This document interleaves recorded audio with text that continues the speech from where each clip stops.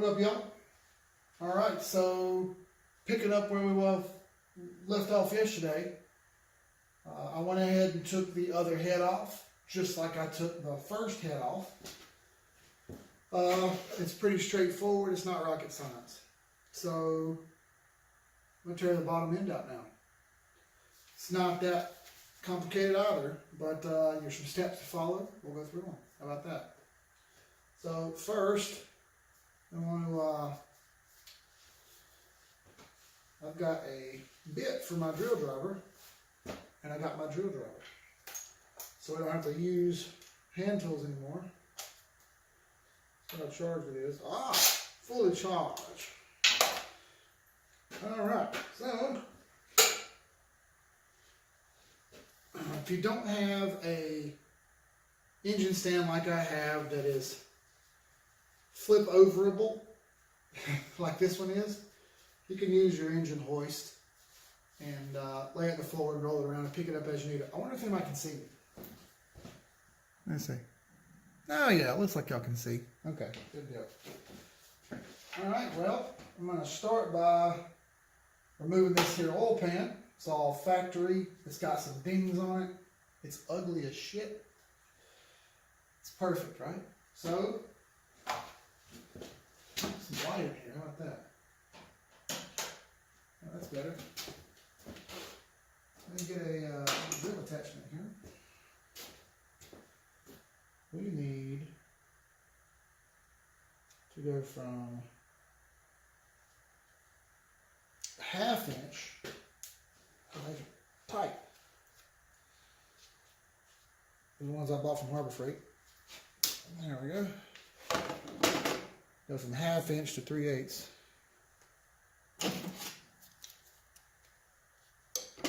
And we'll use our 3/8 attachments that we got from Harbor Freight. So we can take these oil pan bolts out. Let's go around and do these one at a time.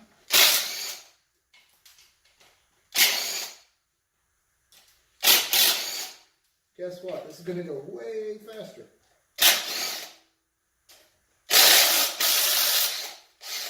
Ooh, that one was rusty.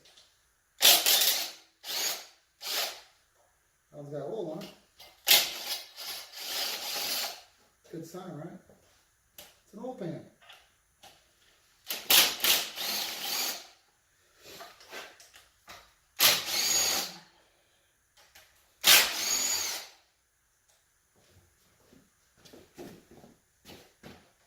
There's a little crust. Beautiful.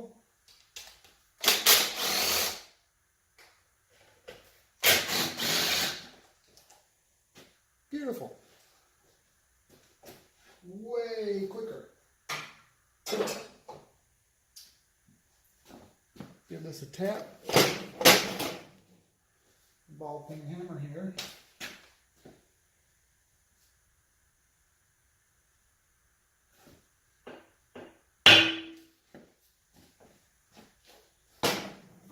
She wiggled. Make sure I got all the bolts.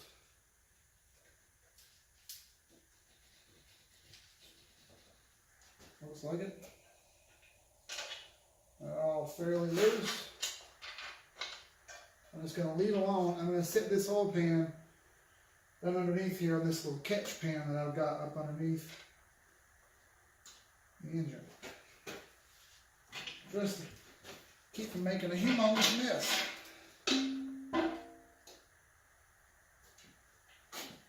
All right. Very nice. That's going to be an SOB to clean up because it is filthy. It gets nasty as shit. Alright. Next thing we'll take off is the pickup tube. Runs over to the oil pump. There's a washer in there, an O-ring, that's super critical. If it doesn't seal right, this bitch don't make no oil pressure. So, be careful with it. Not sure what size the bolts are here. Looks like they might be 12s. Maybe.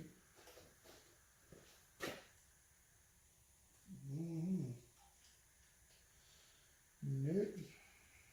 Looks like they're going to be a 13. Look at that. Perfect. 13.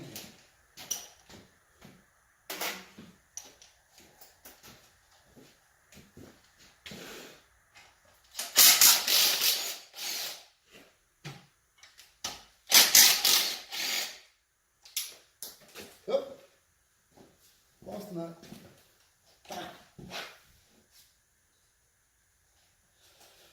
All right, I've got a box here that we're using for stuff.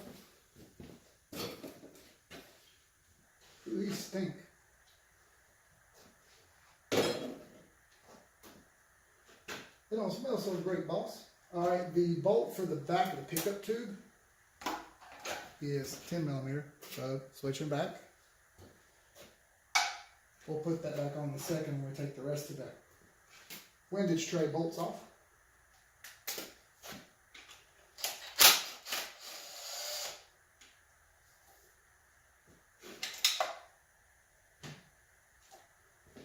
This over here.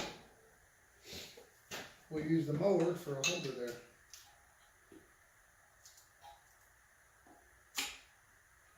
Alright.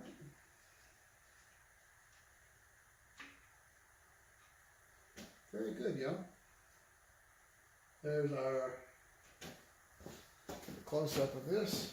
I'm walking around the pressure washer every time. There is our focus, you stupid thing. There we go. The washer, as you can see, we'll probably get a new one because that's critical. And the bolt that holds it on. Not much to it, y'all. We'll set this on the shelf here. Bolt still in it. Put this on a paper towel. Even though I got on gloves, I kind of want to clean up the mess as I go. I don't see anything broken or falling apart anywhere. That's good. What do you say we proceed? So pulling these out. I'm going to get a shorter extension, not this long picker extension on here. But I like this extension, it's pretty dope.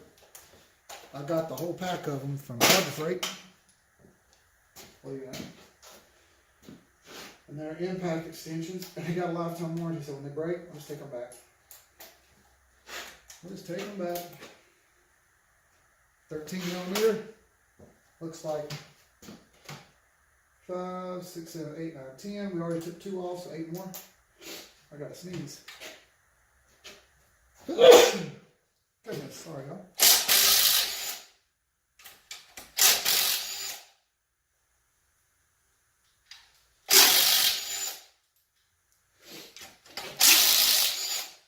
Yep.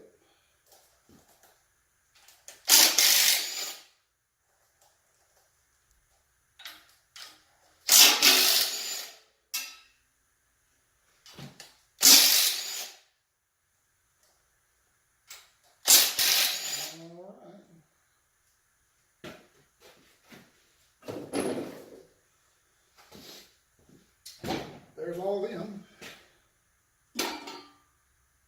Windage tray is directional. There's a opening in the back where the oil oil filter area is on the block, which would be, if you're facing the front of the motor, it'd be all the way in the back near number 7. The cylinders on the LS start on the right in the front and go 1, 3, 5, 7, and on the left 2, 4, 6, 8. Alright, we'll set this windage tray back here on our parts shelf and find a spot. Alright, everybody, this exposes our crank, our rods, and our rod bolts, and our rod bearings, etc. And we can see everything in here that may or may not be broken. Alright, well, give this thing a roll around a time or two, see if anything looks amiss. It's a little cruddy. Cruddy looking.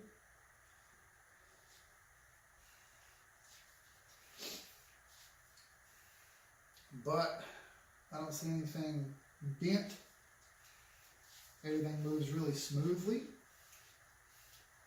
which is nice. Very nice. This looks like a 28 tooth reluctor, which is cool. This 58 stuff, 58 tooth reluctors are just fine. Only it's a little more difficult to tune with them, I've read.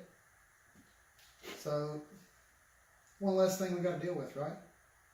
I'm cool with that. Y'all cool with that? Good. We're all cool with that. All right. So I'll get the phone down here and we'll look at everything that I see here. Kind of give everybody a once over of what we got. Switching to mobile mode. Phone was taped on there. Alright, so cool thing about an LS is each, or most V8s, whatever, every single point of the crank here is two rods,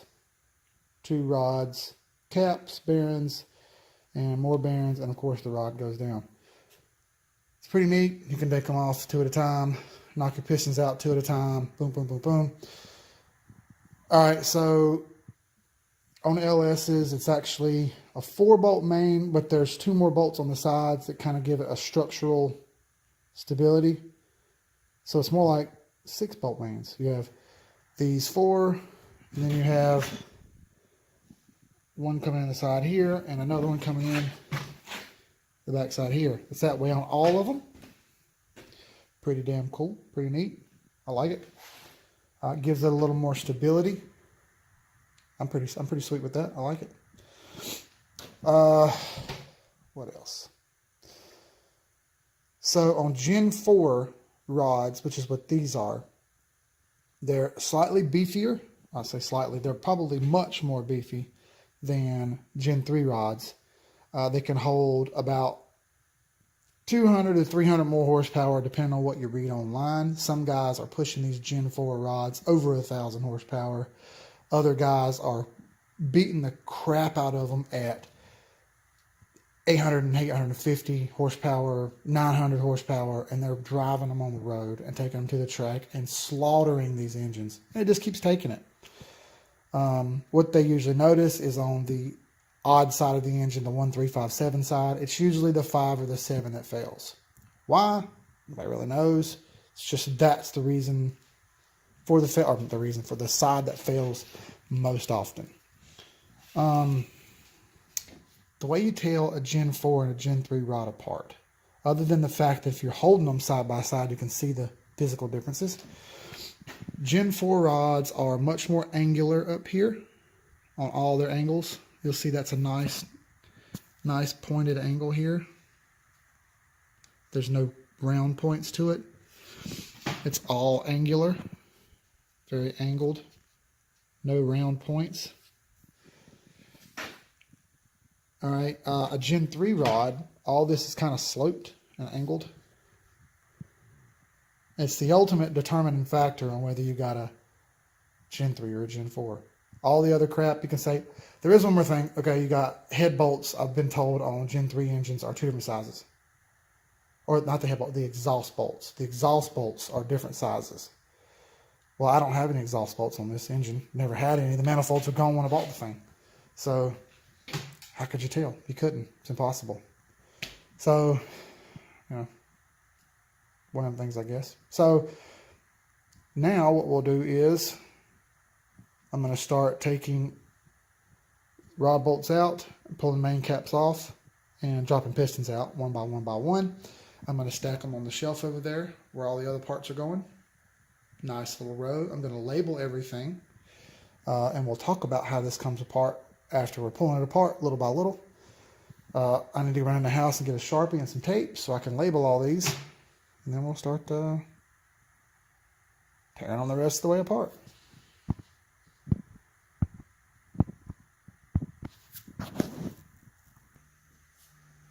All right, I think I got it nice and ghetto back up here again.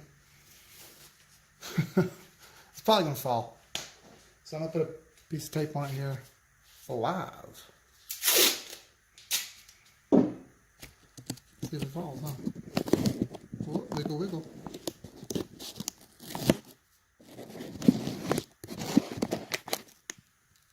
Bam. I think that's gonna stay. We're gonna find out. All right, y'all. Got some tape.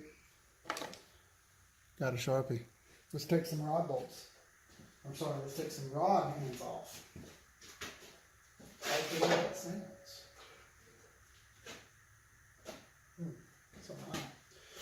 I'm going to start with number 1. So this is actually the front of the engine here. This is number 1, 3, 5, 7. This is 2, 4, 6, 8. I'm going to start with number 1, and then we'll do number 2. I'm sorry, number 1, number 3, number 5, number 7. I'm going to take them off, label them, set them over here on the shelf like I showed you. Little by little. Little by little, y'all. See what size this is. It's like 10 millimeter. Let's find out. Oh. Must be a standard size. Ew, it is. Ew.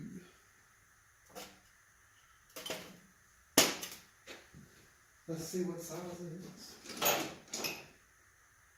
Let's see what size it is. I've got that size. And if we've got to get down to a really small socket.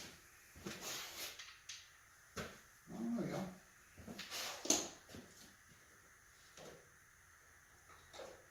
I don't know.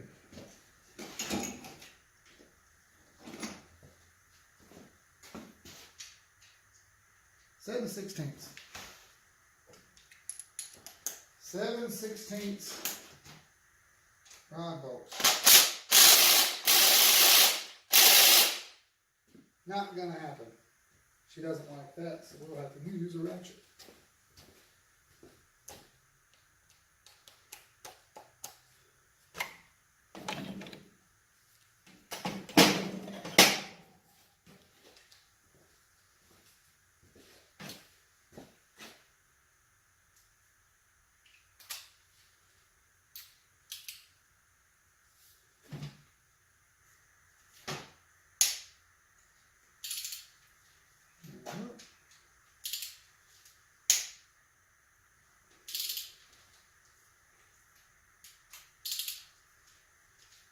Very good.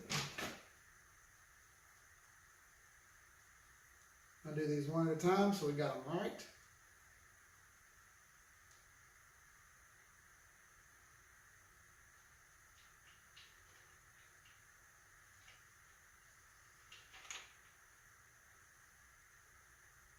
Alright, here's our end cap for our rod. Let me tell y'all, that bearing looks really good. Like really good. My ball peen hammer here.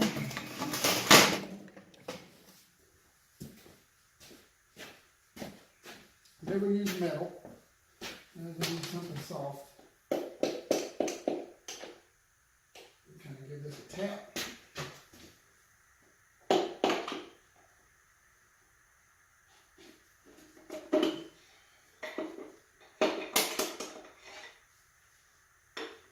Slowly, keep your hand underneath, and out she comes. And here is our number 1 piston. She is a oil-caked, hot freaking mess. Look at those ring valleys. And this thing to focus. My goodness. That thing is caked up to no end, y'all.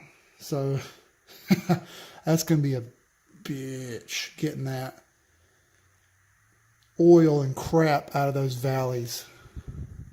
Focus. There we go. That should be nice and clean. It's not. What are you going to do?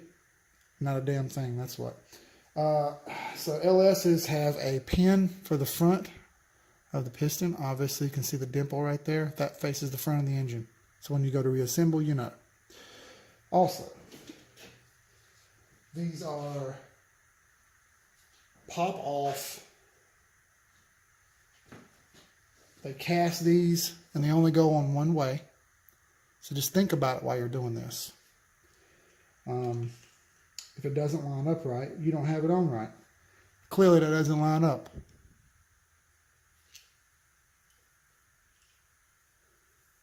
Put it on correctly. It'll line right up.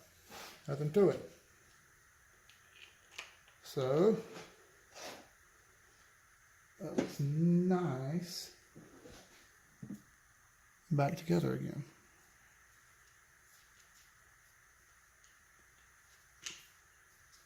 So we'll take these, we will run them back down.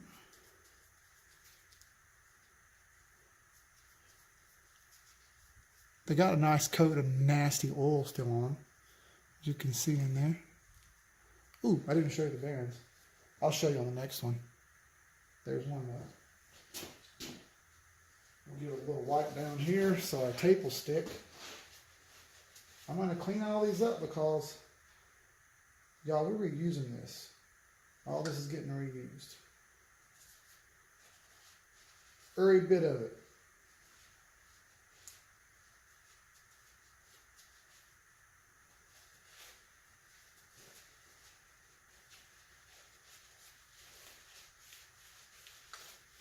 New rods are about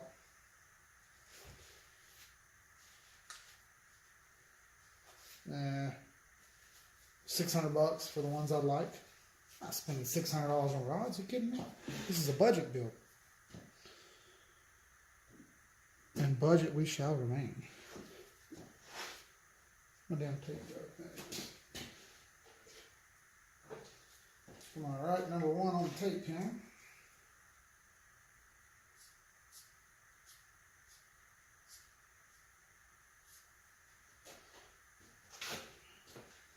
Numero uno.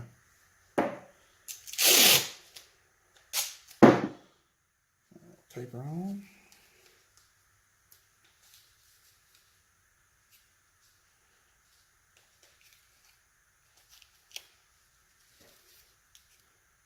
Number one, y'all.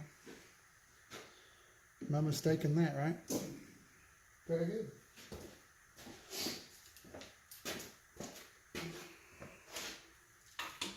All right. On to the next.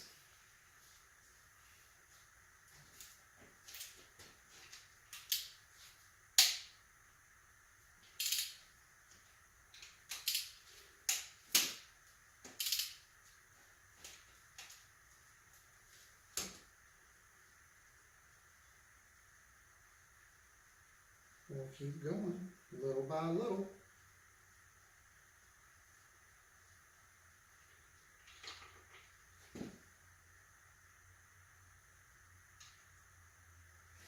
There we got them all out.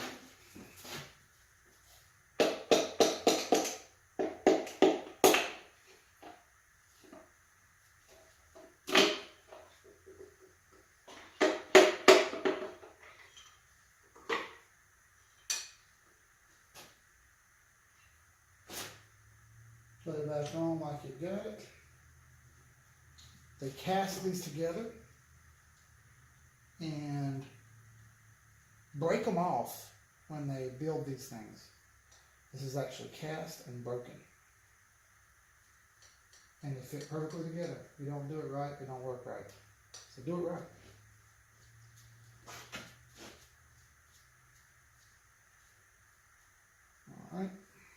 in the interest of time, I'm not going to do what I just did with the other one. We know what we're doing here. I'm just going to try to save a little time and move along here. Otherwise, this video is going to get ridiculously long. I've already made up my mind that I'm just going to film disassembling this, and then we will come back to another video of pulling the cam out and pulling all the other accessories off. This here pulley, and I got a puller for this.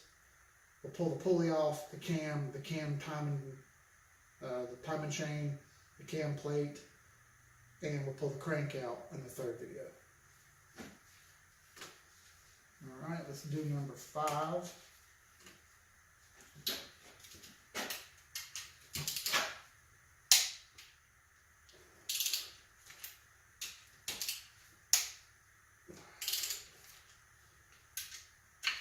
Go ahead and knock number 7 loose while I'm here.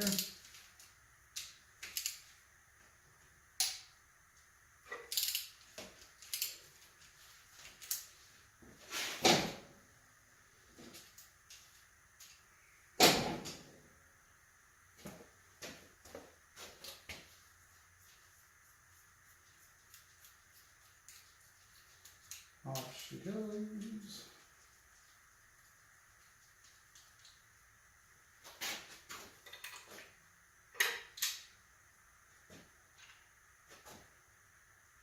Set that there.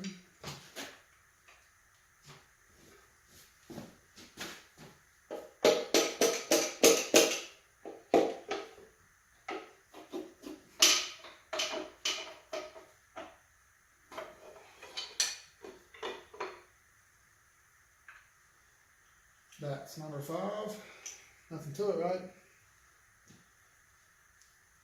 It's not rocket science, y'all. You can do this too. Don't tell me you can't. Take your time, read, do your research. You got this, y'all. You got this. Don't tell me you can't. You know you can.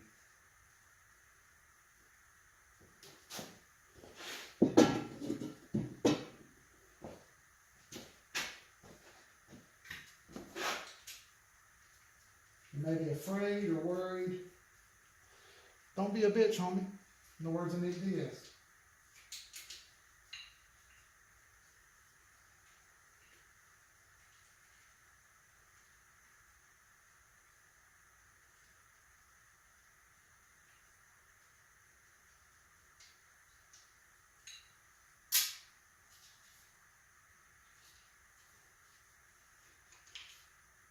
Number 7's end cap. Push it. And out she goes. Boy, there's a shit ton of crud in the back of these pistons here. Way down in there, like there's crud. There's fucking crud everywhere. Tells you, those are telltale signs that they just did not change the oil properly.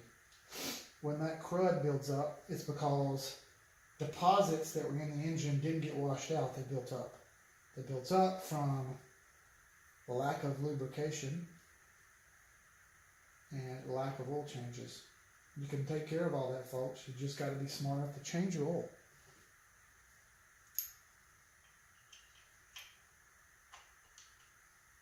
And this is number 7.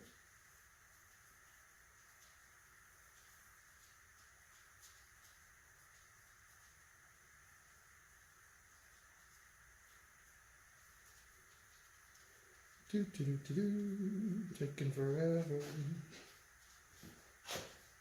All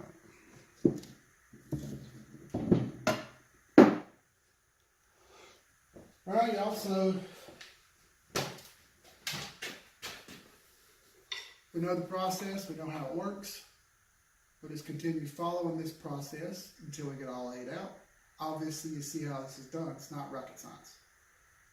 I'm going to cut the video off here, get it uploaded later, maybe tonight, maybe not. I don't want to stay up forever. Takes a while for these damn videos to load because I don't have like the world's fastest internet or a great laptop or anything like that. So I say We'll cut it off here. We'll cut it off here. We will start back again tomorrow. I'll already have the other 4 pistons out on the shelf, and I'll have the motor flipped back around, and we'll go through, like I said, pulling the crank pulley off. Need a puller, and we'll go through pulling the cam plate off, pulling the cam out, and the cam timing set, all that good stuff. All of it will go over on the shelf here for good keeping. Going to be buying a cam soon. I got to buy a ball home so I can hone out these cylinders. I got to buy a valve spring kit, and of course there's some other things I got to buy. I think I need head studs. I need some new bearings probably. I think I'll probably do new bearings. Just depends on how I look at all these bearings and see if there's any bad spots on them. If they're eat up. If they are, can't use them. We need to redo them. And we need to look at these journals here and look if they're scored. They don't look scored, but we'll look really well. We'll clean it all up. It's got to be cleaned. After we clean it all up, we'll have a peek, see how it does. Other than that, guys, everybody knows the deal. Like, comment, subscribe, share. We got some new subscribers. Thanks, y'all. What's up, everybody? The more we get the word out, the more YouTube promotes it for free. And I don't have to pay for anything. And the more we all learn together. Let's learn some shit, y'all. Let's do something that people pay thousands and thousands and thousands of dollars for that you don't need to pay thousands of dollars for. The information is right here. It's free. I'm giving it to you for free. There's no secrets. I'm going to make this thing go fast as hell for cheap. You can do it too. So, we'll see you guys next time. Till then, peace.